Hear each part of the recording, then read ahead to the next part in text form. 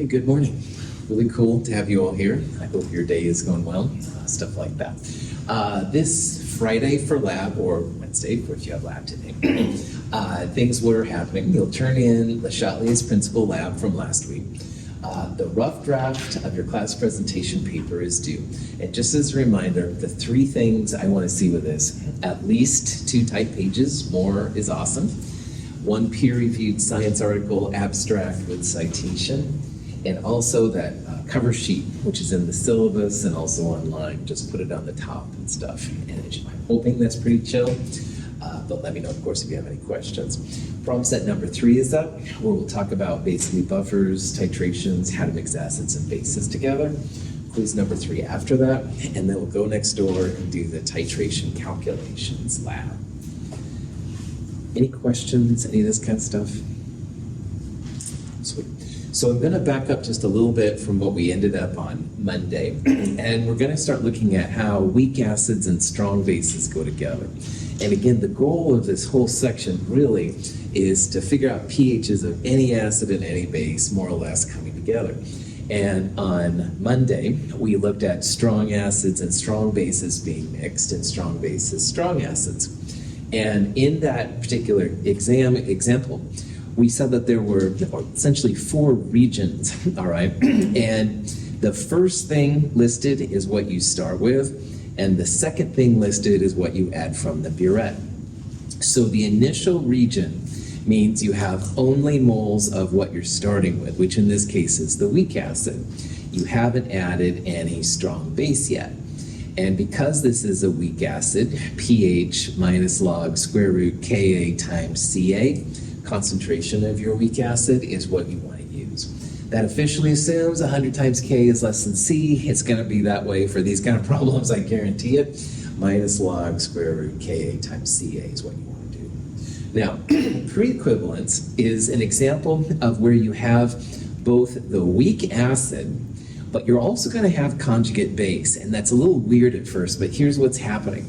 Strong base, as it gets added in, annihilates any weak acid it can, all right? So there's no strong base left at the half equivalence region. Pre-equivalence, excuse me. Pre-equivalence means that the moles of what you're adding are less than the moles of what you started with. And because strong bases and strong acids are totally product favored, hunter killers, all these kind of terms I use, it means that it totally wipes itself out. And in the process, it does destroy some of the weak acid.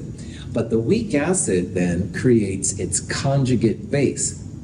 So this whole pre-equivalence region, the weak acid is still present, but you also have the conjugate base of the weak acid. And if you have a weak acid with its conjugate base, or weak base with conjugate acid, that's a buffer. So the pre-equivalence region is essentially just a big buffer area. And because it's a buffer, we can use a version of the Henderson-Hasselbalch equation. This particular one, pH equals pKa plus log moles of strong base divided by moles of weak acid minus strong base. This is a type of equation we talked about in the buffer region where we use moles, not molarity, and it was moles of strong base being added to a buffer. And in the full version, the top part here, it was NWB plus NSB, all right? Because in those examples, we had a buffer with the weak acid and its conjugate base. In this one, we didn't start with any conjugate base per se. However, as many moles of strong base are added, it will create moles of weak conjugate base. Likewise, NSB is down here as well, all right? Because it's going to lower the weak acid. But as much as it lowers the weak acid, it will raise the conjugate base. So it works out really well, which is super cool. You need the volume and the molarity to get to moles. Remember that volume in liters times moles per liter is going to give us our moles of strong base, moles of weak acid, stuff like that. But there isn't a volume term specifically, which is kind of cool. So we are pulling from a buffer region equation here, and it works out pretty nicely, actually, how that happens. Questions on that? Okay. At equivalence, this is a pretty ugly equation, but here's what's going on. At equivalence, the moles of what you have equal the moles of what you're adding. So at that point, the weak acid moles and the strong base moles are equal. And like I just said, strong base pushes to the other side 100%. So what that means is both of these are wiped out. But as a weak acid, as we talked about, has this magic ability to make its conjugate, we do have a weak conjugate base at the equivalence point. So if you have a weak base, pH equals 14 plus log square root Kb times Cb. Now, I rewrote this as Kw over Ka because on these problems, a lot of times you'll have Ka ready to rock and roll. You won't have Kb. You can calculate it, maybe look it up on a table. So if you want to replace this part with Kb, no problem at all. And over here, instead of Kb times Cb, instead of having Cb, the moles of weak acid that you start with have all turned at this point to conjugate base. So NWA, which is a term you've already used, is the term you can use for moles of weak base.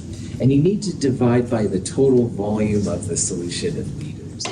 So it's the volume of the weak acid you started with plus the volume of the strong base required to get to that point. So it's a really ugly equation, I won't lie, but it is just 14 plus log square root Kb times Cb, which is hopefully a little bit more manageable. And then finally, in the post-equivalence region, now the moles of what you're adding is greater than the moles of what you started with. So this is nothing more really than pH equals 14 plus log hydroxide. And to figure out the concentration of hydroxide, you figure out the leftover moles of strong base. Because the base moles are greater than weak acid, this will be a non-zero number. Divide it by the total volume like you did right here, and you're good to go. This equation looks really close to the post-equivalence equation for a strong acid plus strong base. You just replace the NWA with N from the NSA in the last example, but here it's weak acid. So I'm hoping that these begin to get a little bit more familiar to you. It's all based on moles, all right? Equivalence, the moles are equal. Initial, no moles of what you're adding. Pre-equivalence, more moles of what you started with than what you're adding. Post-equivalence, more moles of what you're adding than you started with. And from there, plug and chug. Any questions on that? Okay, so we did start on Monday an example with benzoic acid, and I want to hit that again. Benzoic acid is actually a pretty common weak acid. It's a benzene ring with a carboxylic acid. This is the acidic hydrogen right there. So that when benzoic acid loses its H plus to water to make hydronium, that H plus is gone. The negative charge is resonance stabilized. These are fun things we talked about in Chem 222 that honestly aren't that helpful right now, but that's one of the reasons why it's a cool base. I'm going to abbreviate this example. Benzoic acid is HBZ, and then the benzoate ion, the conjugate base of benzoic acid, would be BZ minus. Now, in this example, we're titrating 100 milliliters of a 0.025 molar benzoic acid solution, and we're titrating it with 0.100 moles per liter sodium hydroxide. And the question is, what's the pH of the original solution, the initial solution? Okay. Any questions so far? Sweet. Well, like all weak acids, all right, pH equals minus log square root Ka times Ca. Ka, this number right here. Ca, this number right here. You can check 100 times this number would be 6.3 times 10 to the minus 3. This is 2.5 times 10 to the minus 2. 10 to the minus 2 would be bigger than 10 to the minus 3. Pull that minus x out. Minus log square root Ka times Ca would be the way to go. 2.90. Because it's an acid, your pH should be acidic, it should be less than 7. So that makes sense that way. Questions on that? Now, here's a question. What's the pH after 10 milliliters of sodium hydroxide have been added? Okay. Now, sodium hydroxide is going to attack the benzoic acid. It's going to lower the amount of benzoic acid and stuff that's around. And in the process, it's going to start creating benzoate ion. So the benzoate ion here is going to go up, and the benzoic acid will go down a little bit. So in this part, we need to first figure out where we are in the titration. Like, are we at equivalence? Are we pre-equivalence, post-equivalence, stuff like that? And those kind of questions, you gotta know the moles. So we're gonna figure out what region it is based on the moles. We're gonna compare the moles of the benzoic acid that we started with to the moles of the sodium hydroxide when 10 milliliters have been added. And remember, every time you see big M, that's moles per liter. Also remember 1,000 milliliters per liter. So in this case, the weak acid, we had 100 milliliters, divided by 1,000 would be 0.100 liters. The concentration, 0.025, that's 0.025 moles of benzoic acid per liter. The liters cancel out, 0.0025 moles of benzoic acid. Same thing for sodium hydroxide. We've got 0.100 moles per liter sodium hydroxide, and at this point we have 10 milliliters. So 10 divided by 1,000, 0.01. So we've got these two numbers right here. These are now the moles of the benzoic acid and the moles of the sodium hydroxide. This would be NWA, not the cool rock band. Darn it, no, seriously. F the police. No, seriously. Okay, I don't know where that came from.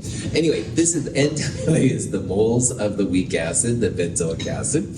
This is the moles of strong base at that point. So at this point, you literally just look at these numbers and see, are they the same? Is the moles of acid bigger than base? Moles of base bigger than acid? And you can probably see moles of weak acid here are bigger than the moles of strong base. So since this is bigger than this is going to be pre-equivalence region. We'll use that equation from that region earlier. Any questions on that? Okay. At this point, the sodium hydroxide is going to lower the amount of the weak acid present. You're still going to have weak acid, but it will go down. And as the weak acid goes down, the conjugate base is going to go up. So the HBZ number is going to go down, but BZ minus now will start to be a player. And because we have a weak acid and its conjugate base, it's going to be like a buffer. So we're going to use that Henderson-Hasselbalch kind of thing to figure it out. Okay, so from before, there's the moles. NWA, by the way, does not change in this problem, all right? It's going to be the same moles of weak acid. We're changing the amount of sodium hydroxide. This number will change later, but molarity times volume will be the same thing, and that's why it's kind of helpful to have that. Anyway, we will need pKa. Now, as we talked about last week, pKa is minus log of Ka, all right? Just like pH is minus log of the H+ concentration. So minus log of 6.3, 10 to the minus 5 is 4.20. And we need that because Henderson-Hasselbalch, pH equals pKa plus log. And Henderson-Hasselbalch is always somehow base over acid, all right? Now in the earlier chapter, we saw this equation, but it was NWB plus NSB. And NWB is pulled out because it's 0. All right, you can put it in there. It's just going to be 0. We didn't start with any weak base, but the strong base is going to add to the conjugate. The base will lower the weak acid, and it will raise the conjugate base. So the NSB term is used twice, which is kind of cool. So anyway, pKa 4.20, log the moles of strong base 0.0010. You can see it applies twice. It's on the top. It also subtracts the moles of weak acid, pH 4.02. Yeah. So if it seems like we're going to use Henderson-Hasselbalch maybe a good amount. Are you ever going to throw problems at us where we have to worry about if Henderson-Hasselbalch works, like if Ka is small enough? Oh, not with titrations or buffers, yeah. You might see an equation like an acid pH or something like that where 100 times K was not less than C, and then you'd have to do full quadratic. But on these kinds, yeah, John. How do we know to use the strong base one instead of like the weak acid equation? Or is it the same? Is there two equations? I may not understand your question, but in this problem, you have a weak acid, because it has a Ka, it's not one of the 5 strong. You do have one of the 3 strong bases. So first thing is to identify what kind of system you have, all right? And this is a weak acid plus strong base, all right? That's the first thing, John. Now, second thing, there's like 4 equations in each one of these things, and that's where the moles come in. So volume in liters times molarity gives you moles and stuff like that. And this equation is the pre-equivalence equation for the weak acid strong base. And we're using that because the moles of this are greater than this one right here. Now, ask your question again, because I don't know if I answered it. So there's 4 different equations, right? Per There's like a combination. strong base, strong acid, weak base, strong acid, and then there's like the other 2. That's right. So it's, okay. I was confused with what the equations were on. I thought they were just based on, you just pick one of them and then you have like just a strong base, and then you have the strong base equation. Cool. So I was just confused with that. Yeah, so these are not separate acids or separate bases, all right? These are acids and bases coming together.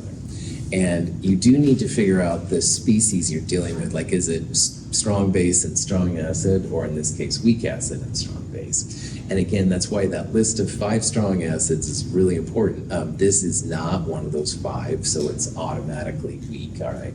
Now, in the real world, you'd have to look up, Ks and stuff like that, all right? But in this class, just if it's not one of those 5, it's weak, okay?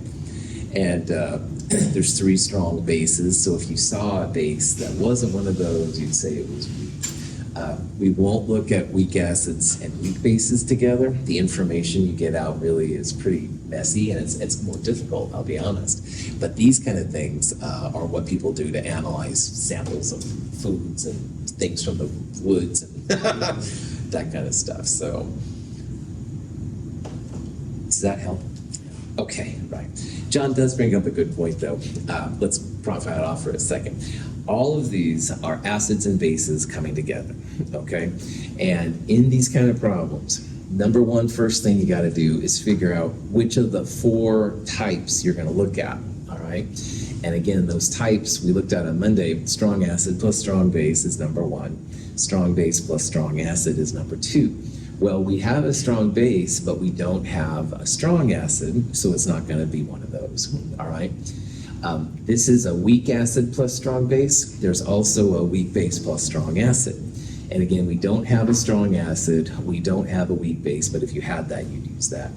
Now, once you figure out which of those 4 you want, then there's another set of 4 to think about, all right? And those are initial, pre-equivalence, equivalence, post-equivalence. And to figure those out, that's when you need the moles, all right? Initial, you'd have no moles of strong base. Pre-equivalence, like here, more moles of what you started with than what you're adding. At equivalence, these 2 numbers would be the same. And then post-equivalence, you'd have more moles of what you're adding, the strong base, than you'd have moles of what you started with. So it's like 2 sets of 4, all right? Or 2 questions in this you got to figure out and see what's happening.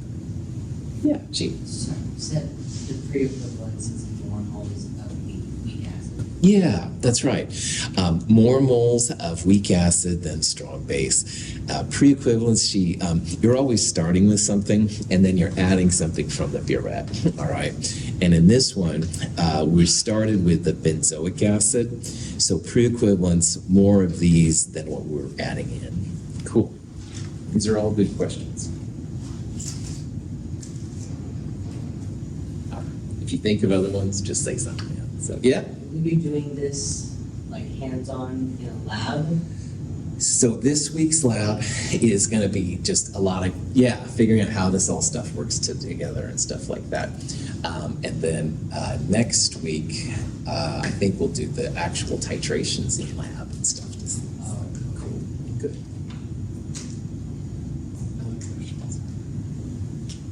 Okay, so to recap, in this example, whoa, darn you, that's just technology. Anyway, in this one, we didn't have any strong base, so we just had the weak acid.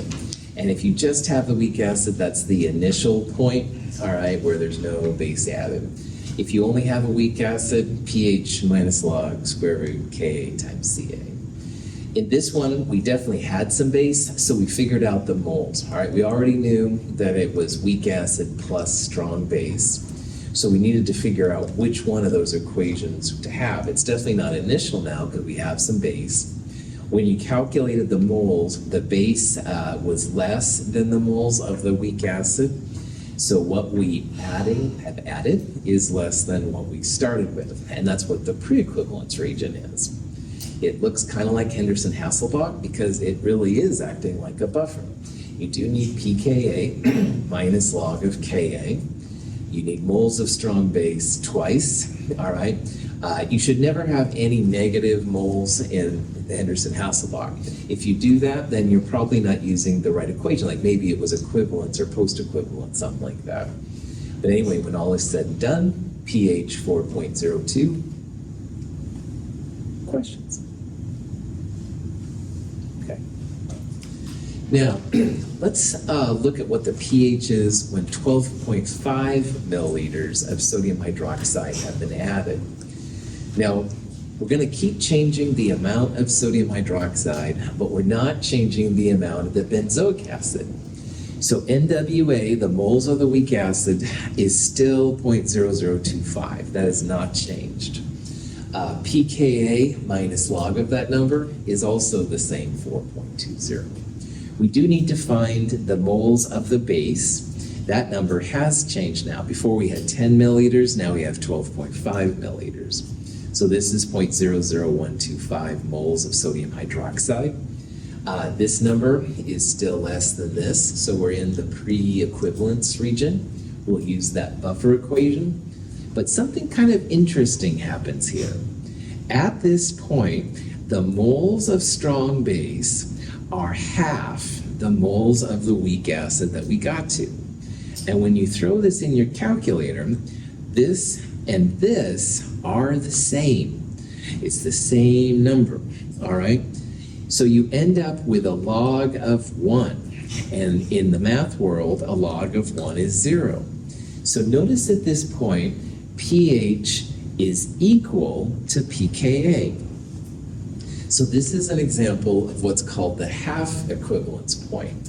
You can use that pre-equivalence equation, all the same thing, but what's cool about it for chemists is that at the pre-equivalence region, pH and pKa are the same. So Yusuf's got a new acid he got from a scuba diving adventure in Antilles. Sounds like a cool place to go today, so I'll use that. Anyway, he's looking at it, analyzing it. No one's ever looked at it before. Heck yeah, do a titration. He doesn't know Ka, but he can find it easy because at that half equivalence, pH and pKa are equal to each other. We'll talk about some ways to graphically and mathematically find what the half equivalence is, but I really want to point that out because this is a really nice way to find pKa and then Ka if you don't know the acid. So at this point, the moles of weak acid, 0.0025, the moles of strong base are half that. And when the moles of the strong base are equal to half the moles of weak acid, i.e. you're halfway to the equivalence point, this is called the half equivalence point. And it's a really cool way to find Kas for weak acids or Kbs if you have a weak base. And again, this is what scientists use a lot when they have a brand new one. Now, if the moles are half like that, remember that moles and concentration can be related to volume. So the volume required to reach equivalence is going to be half that to get to half equivalence. So the way I've done it here is a little bit artificial. All right, I put in all these values and we saw that pH and pK were the same. What people will usually do is calculate the volume to reach equivalence, all right? Because you know how many moles of weak acid there are. Moles of strong base are going to equal moles of weak acid at equivalence. And if you take that number and divide it by the concentration, you'll get the volume. So in this case, that number comes out to be 25 milliliters. It's going to take 25 milliliters to reach equivalence. And therefore, half that number, or 12.5, which is what this problem's all about, that's going to be the volume to get to half equivalence. So when we do titrations, it'll say something about find the Ka value. Don't go through Ks and minus log square root Ka times Ca. Literally find equivalence volume. Half of that will be the half equivalence, and the pH at that point will equal pKa. So if you had an equivalence volume of 20 milliliters, you would look for the pH at 10 milliliters, all right? And that pH equals pKa.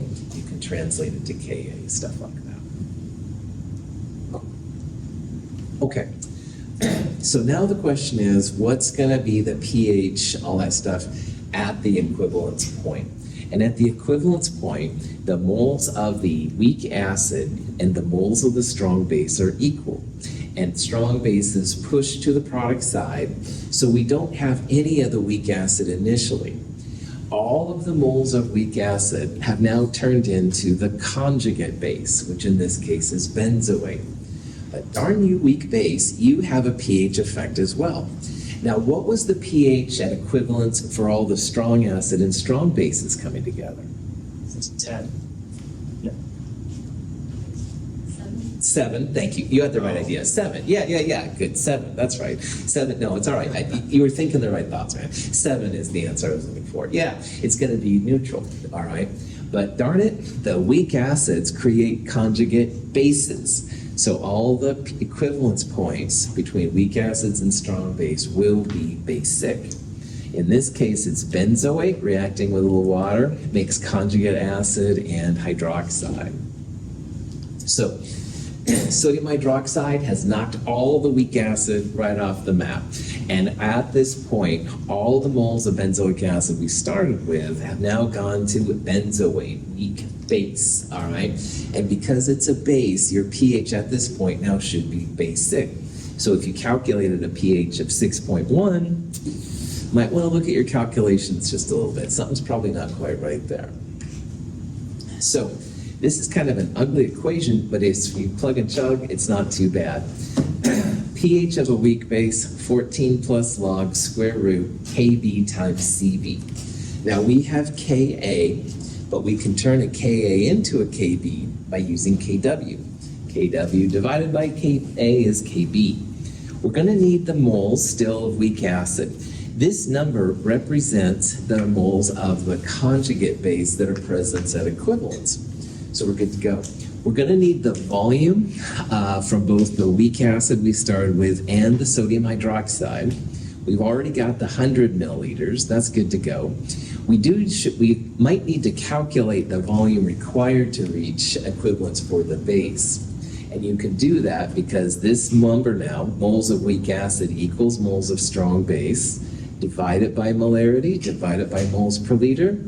0.025 liters are required to get to equivalence, which is what we saw earlier in the half equivalence, but this would be another way to do it. So plug and chug. 10 to the minus 14 divided by Ka is Kb, all right? 14 plus log square root Kb times Cb is what you want to use for bases. Now for Cb, you do have to realize that the volume is going to come from two sources at this point. You need to add the volume of the weak acid you started with, plus the volume of the strong base to get to equivalence. So there's two different parts there. But anyway, plugging this all together, you should get a basic pH, and sure enough, pH 8.25. It's not like a super base or anything like that, but it should give you a pH that's greater than 7. So. Any questions on that? Finally, it's cool to figure out what the pH is after equivalence. And after equivalence just means that now your moles of sodium hydroxide are greater than the moles of the weak acid you had. So from before we had 0.0025 moles of weak acid, and that was at 25 milliliters of NaOH. Well, now we're a milliliter past equivalence, so we know we're going to be post-equivalence. In this region, the strong base dominates, 14 plus log hydroxide. So we need to know the total volume, we need to know the moles of strong base that are in excess, stuff like that. Like before, moles of strong base, molarity times liters will give us the moles, 0.0026. Again, just double check, this number should be larger than moles of weak acid if it's post-equivalence, and it is, so we're good to go. 14 plus log hydroxide, which is moles of leftover hydroxide divided by volume. Moles of strong base, this number, minus moles of weak acid, which hasn't changed this whole problem, divided by the total volume. 100 milliliters and 26 milliliters would be 0.126 liters. This comes out to be a pH 10.9. Pretty basic. Is it supposed to spike like that after some Good observation. And yes, that's right. from 8 to 11? Yeah, good. Yusuf just saw something really cool. Yeah, the pH spiked 1 milliliter, but from 8-ish to 10-ish, right? And yeah, that is what happens. These strong bases are so strong that you usually see a pretty large increase in stuff in what's going on. I have another question. If you make a solution at the equivalence, is it gonna stay this way? If we leave it, is it gonna return to its original, Good call. Yeah, or is it gonna stay this way at the equivalence if we don't mess with it? really good question. That last example, if you mixed everything well and you're not adding in CO2, which will make things acidic and stuff, yeah, it should stay there, man. Yeah, so you'd have that pH of 8 or whatever the number was and stuff. You could put it on a shelf and keep it for later. Yeah, absolutely. It should stay around. Now, cosmic rays come down from space, maybe not then, but short of that though, Yusuf, yeah, they should stick around. Yeah, good. Good question. Other questions? So, when you're making a graph, something like that, pH is always the y-axis, and volume is the x-axis. And the volume is almost always in milliliters. We report in the lab in milliliters, but we use liters, as you saw, in almost all the calculations. Go figure. So initially, we saw a pH of 2.90. So that was when we didn't add any sodium hydroxide, 0 milliliters. pH was acidic, not like crazy acidic, but still acidic. Then we saw at 10 milliliters, the pH was 4.02. So it was getting more basic. You can see it's kind of a gradual pH change in here. That's because it's acting like a buffer. At 12.5, the half equivalence point, the pH was 4.20. And what usually happens on a graph like this, all right, is you do the whole titration graph and you right away tell where the equivalence point is. It's the middle part of the steepest region. And if you go down 25 milliliters, then you go to 12.5 and over there to the pH. So this pH equals pKa. In our case, we kind of wandered into it by accident. But what you could do again is that if you see the equivalence point was 25, then half that volume, 12.5, would be the half equivalence point. And the pH at that point is pretty important for what we're doing. And then finally, we went past equivalence where the conjugate base dominates into places where the strong base dominates. And there was a pretty big pH jump. Sodium hydroxide really rocks the house here. So we jumped moles 2 units and stuff up, which is pretty crazy. So, good. Any questions on that? Yeah. So, for titration, like with all the equations that we have now, we don't really need to do titration as long as we have the Ka to get all the pH and stuff. Yeah. So is titration going to be for like identifying stuff like getting KAs and KVs? Yeah, absolutely right. And it can also be used if you don't know the strength of your unknown acid. So like in the example I had earlier, Yusuf, no one's done the molar mass or anything for it. So he could actually calculate what the initial concentration was based on it. You can also do grams per mole. If you added grams of your acid to a solution, you can calculate the molar mass of it and stuff too. Of course, you know, theoretical things are cool and they always look really impressive, and honestly, they are pretty impressive. But just to be on the safe side, it's nice to verify what you've done and stuff. So, good. Other questions? Okay. As your acid gets weaker to stronger or stronger to weaker, the pH curve changes. Now, all of these are called S-curves. If you think about the strong acids and stuff, they kind of, and you're titrating with strong bases, they're pretty much an S-curve. But as the acid gets weaker, all right, so these are now weak acids. 10 to the minus 2 would be a strong weak acid. This would be a medium weak acid, and this would be a very weak acid. The curve itself will change. And so this is an example of a Ka expression for HCN, hydrocyanic acid. Super nasty, but also not the strongest acid. So they become less and less S-curved. You have to kind of use your imagination a little bit more as it happens. And you could do this, you'd see the same kind of behavior for bases as well. Bases will look kind of like the opposite of an S-curve, but they begin to get more mellow as the base gets weaker too. So that's why if Yusuf has a brand new acid that he found scuba diving, then yeah, who knows where it's going to be. But so to titrate it, then it's just to make sure everything's good to go. Another thing that's kind of cool is that you can have a polyprotic acid. So polyprotic means more than one H plus. All right, and most of what we're dealing with and talked about, they've been single acid systems, HCl, HNO3. But there's nothing wrong with having, say, in this case, phosphorus acid, or even sulfuric acid, H2SO4, something where there's more than one acidic point. If you have more than one acidic point on an acid, you often will see this kind of behavior where there's going to be multiple S-curves, all right? So in this case, H3PO3 technically has 3 acidic H pluses. People will definitely see the first one. So you see like this would be the first equivalence to get to the first H plus being dissociated. And you almost always see the second one too. The third one is usually harder to see, but in theory, if we were careful, we might see actually a third S-curve. It's hard to see the third one, to be totally honest. If you see this kind of behavior, you can get more than one Ka value out. So for example, this is the equivalence point to get to the first hydrogen ion coming off. This would be H3PO3 going to H2PO3. If this is the equivalence, this would be the first half equivalence. And at that pH, pH and pKa 1, pKa for H3PO3 would be the same. With the second equivalence point, what you do is you go between the first equivalence point and the second equivalence point. And that halfway point is the second half equivalence. So in this case, this X would represent H2PO3 minus, giving up an H plus to make HPO3 minus 2.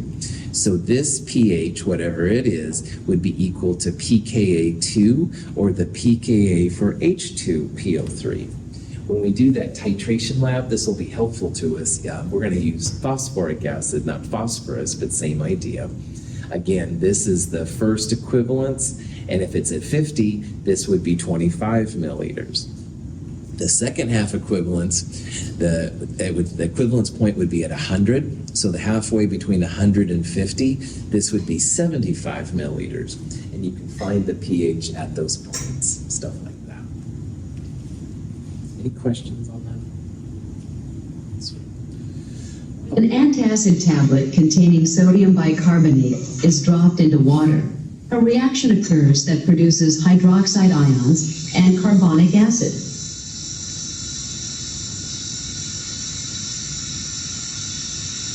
The carbonic acid decomposes to form water and carbon dioxide gas, visible as bubbles.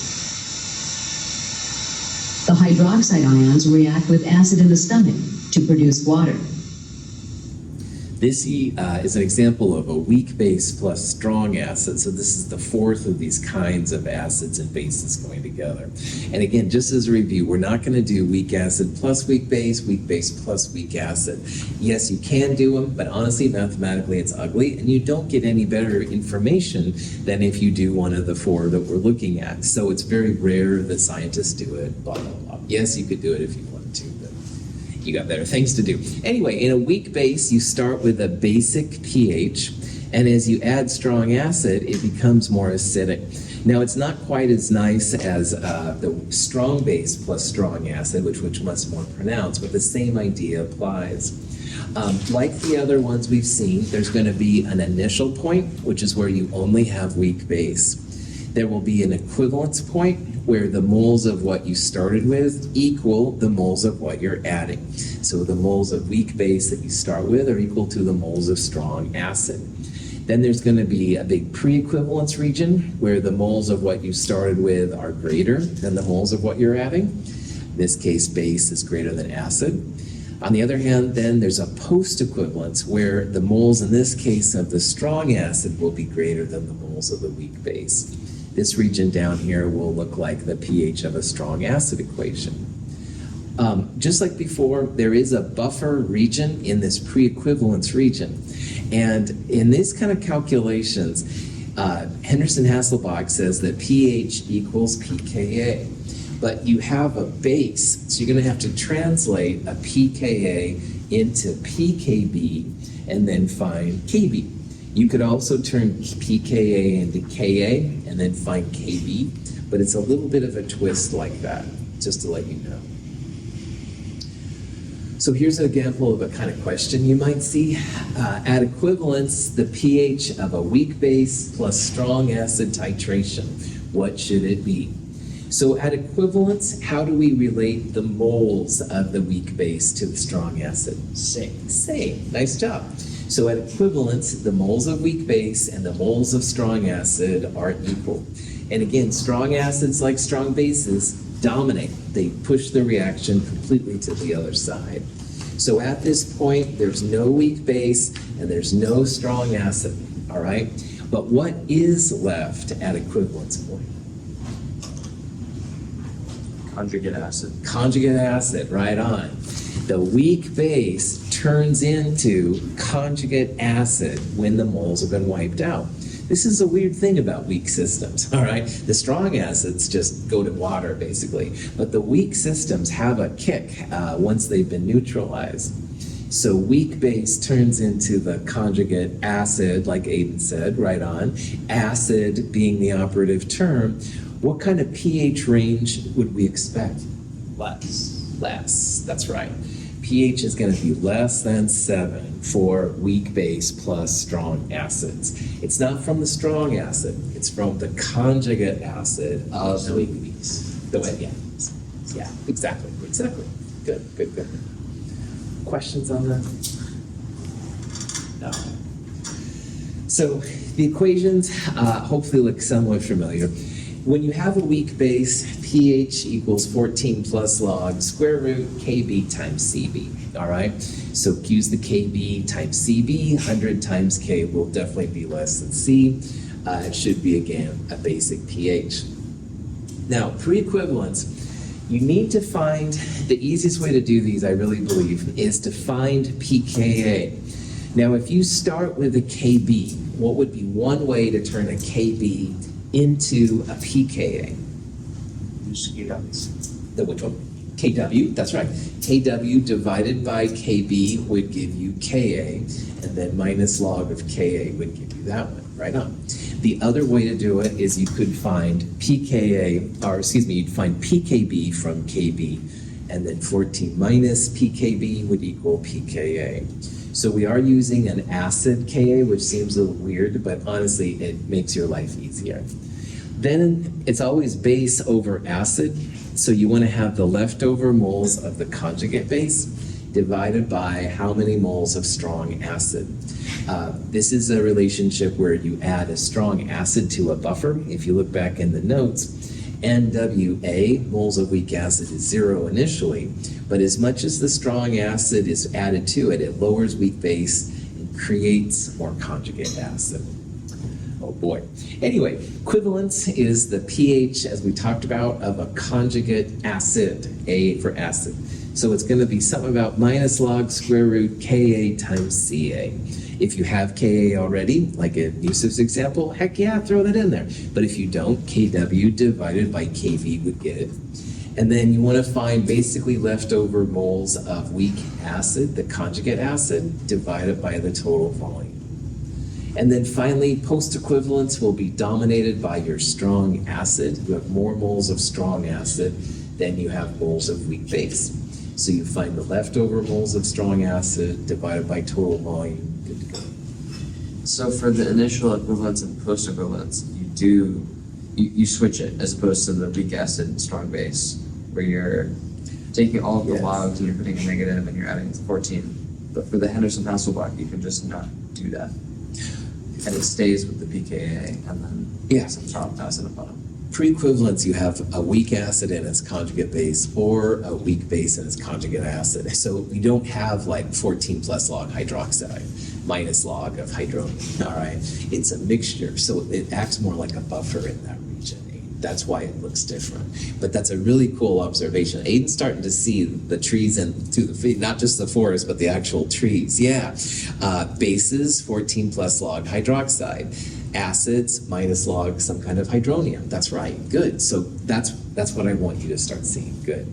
You'll all see it and stuff. Just takes a little practice. Joy. Just what you wanted to do. Prof hat back on. It's really exciting. What am I talking about? Other questions? Finally, I want to talk about indicators real fast. A lot of times in titration videos, you'll see some kind of cool color change occur, all right? And color change are great visually because then you know that something's happened, blah, blah, blah. You want to be able, though, to use the correct indicator, all right? And up here, this is a chart, and there's lots of them around. Some of them are super elaborate. But what they do is they show where the color change occurs. And if you pick an indicator correct, all right, it'll change at the point where your pH has an equivalence change go through. So as an example of that, this is phenolphthalein. Phenolphthalein is a light pink in the presence of base, and it's used a lot of times when acids and bases are mixed together. Phenolphthalein is colorless up until about here, and you can see that its pH, roughly 8, all right, is where it turns pink. So if you have an equivalence point that has a pH change at 8, then this would be a good indicator to use, all right? On the other hand, if you have, for example, bromothiamyl blue, there it is, bromothiamyl blue, it goes from yellow to blue right about pH of 6, I would say, 6.5, something like that. So when you pick an indicator, you really want it, if you're going to be used for it more than just showy YouTube videos, all right, you should pick one where the color change occurs at the equivalence point, all right? So you need to calculate the equivalence point and stuff in order to see what's going on. So, but we don't know the equivalence point. We have like random acid. Real titration chemists really only use pH probes, Yusuf. Yeah, because then you've got the actual values and you can plot it out and stuff like that. But if you've ever been at a middle school, a grade school, even high schools, even this level, all right, it's fun to see a color change. And just realize that the use of it for analytical stuff, for knowing when equivalence point, you have to do a little bit of back work on it. You do need to calculate or experimentally find out like where it is and then pick like an appropriate indicator. Good. So it's not the indicators aren't cool, because honestly, they are really cool. The colors are really awesome. But you do want to pick the right one if it's going to be meaningful to you, all right? And that's what's important here. So here's an example of bromothymol blue. In the last slide, it showed yellow and blue, all right? But this is actually an indicator that's been used quite a bit. If you have a pH which is acidic, it's almost always yellow. If you have a pH which is basic, it's almost always blue. And then in between, you see a mixture of yellow and blue, which is kind of a green color. So just realize and stuff that, yeah, indicators are great to show you the reaction has essentially gone from what you started with to what you ended with, and that's cool. But when you want to know the actual Kas and the concentrations and the molar mass and stuff like that, you really need to have some kind of pH meter or something like that to monitor what's going on. So indicators are cool. If you see them, that's awesome. But do realize that it can be a little strange. Now, here's a titration between a strong base and a strong acid, all right? I know that because the high point of this titration there is 7, all right? So that's good. And we want to pick a good indicator. And apparently here we have phenolphthalein, which goes colorless up until about 8. And we also have this methyl red thing, all right? And it apparently goes from kind of an orangish to a dark orange red. Anyway, it doesn't matter. And the question here is, which indicator would you want?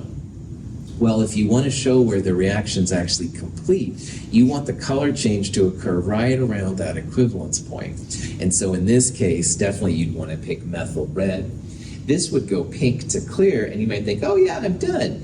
But you're technically not done until you get a little bit more acidic in this case. So the punchline here is that if you do want to do an indicator, you have to pick one where the equivalence point is about the same as the color change, all right?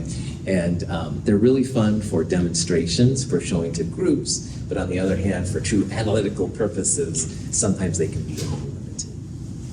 Questions on that? Okay, that's it for chapter 14, part 2. We'll have more practice with the titration calculations in lab this week. We're going to start doing a little bit of review for the midterm on Friday too. The midterm is next week, it's not this week, but it'll also help us to make sure everything's 4 to 5. All right, have a great day.